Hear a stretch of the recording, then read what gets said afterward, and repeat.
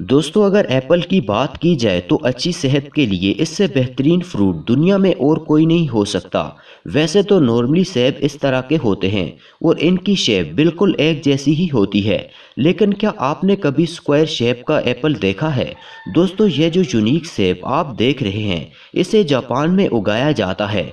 पहले तो इस सेब को देखकर ऐसा लगता है जैसे ये फेक है, लेकिन ये एप्पल बिल्कुल रियल है और इस अनयूजुअल एप्पल को फ्रूट मोल लिमिटेड नामी एक जापानी कंपनी ग्रो करती है।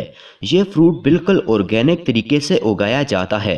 दरअसल जब दरख्त के ऊपर सेब उगता है तो इसे स्क्वायर शेप के एक ट्रांसपेरेंट सांचे में बंद कर दिया जाता है। जैसे जैसे वो एप्पल ग्रोथ करता है तो वो इस स्क्वायर शेप में बंद हो जाता है और आखिर में इसकी सूरत भी इसी स्क्वायर में ढल जाती है। फ्रूट मोल कंपनी दरख्त पर लगने वाले हर एप्पल को अलग-अलग इन सांचों में बंद करती है ताकि इन्हें स्क्वायर शेप में डाला जा सके, और ये प्रोसेस बहुत ही डिफ़िकल्ट होता है। बहरहाल जो भी हो, इसका रिज़ल्ट वाकई में कमाल का होता है।